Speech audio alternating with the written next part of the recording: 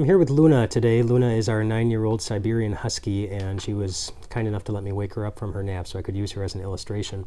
Luna is currently sitting in one of her safe places, and there she goes, right down the stairs, and apparently she doesn't feel very safe on video. But when there's a loud noise, a lot of dogs are like this. When there's a loud noise like thunder or there's lightning or anything like that, they get scared, and so they want to go to a place that makes them feel as safe as possible. And for Luna, she has 3 of those places.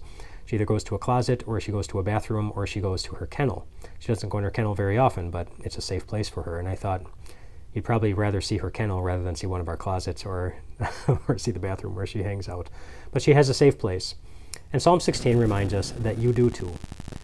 That there is a place of security, a place where you can always feel like your life is in a secure position. And that place happens to be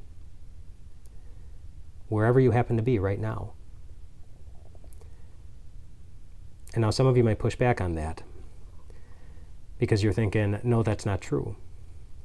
Because you're going through times of loss or grief or sadness or confusion or pain or guilt, and you don't feel very secure at all. Keep in mind that David is the one who wrote Psalm 16. And as far as we know, there weren't very many times at all in his life where he where he looked out at his life around him and saw things that made him feel secure or felt very secure, that he was dealing with all of those things throughout his life. There were very few times in David's life when we know that everything was good. And yet consider what he wrote in Psalm 16. In verse 5, he says, "Lord, you have assigned me my portion and my cup. You have made my lot secure." There are 2 parts to that.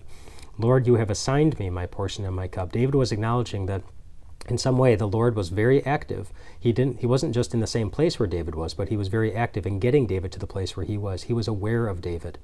He knew where he was, and he was active in his life. In the same way that you might connect it with like the Romans chapter 8 passage, where it says, "We know that in all things God works for the good of those who love him." That in some way, beyond our knowledge, beyond our understanding, God is working through all things in our lives, even the difficult things, in a way that blesses his people. David was able to see that in his life, wherever he was, even if he wasn't able to see what God was doing in the moment. And because of that, he was able to say the second part. He says, "You have made my lot secure." Knowing that the Lord was active in his life made him feel secure. And why was that? Because of what David says in the next verse. He says, "The boundary lines have fallen in pleasant places. Surely I have a delightful inheritance." He looked at his life in the big perspective, looking at the end that the Lord had revealed to him, which is the same end that the Lord has revealed to you.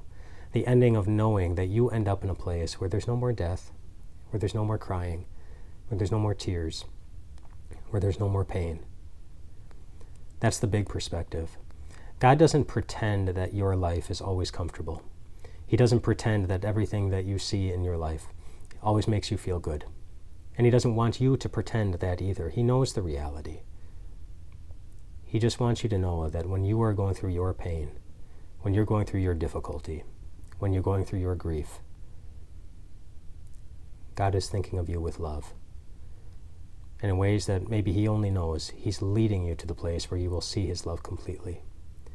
And how do you know that the Lord is thinking about you when you're going through your pain? Because the Lord was thinking about you when he was going through his pain, when he was hanging on the cross, when people looked at him and didn't feel very encouraged at all. But he was thinking of you. You were on his mind, and he was guaranteeing your place in his eternal kingdom. He knows you're going to be there. That's why he said to his disciples, when he talked about the people who belong to him, he said, "No one can snatch them out of my hand. No one can snatch them out of my Father's hand. No one. And nothing." Whatever you see, whatever you feel, you don't have to base your feelings of security on those things. God gives us another way. He gives us Jesus and the eternal perspective that we have through all that has been done on your behalf. Rest well tonight, my friends.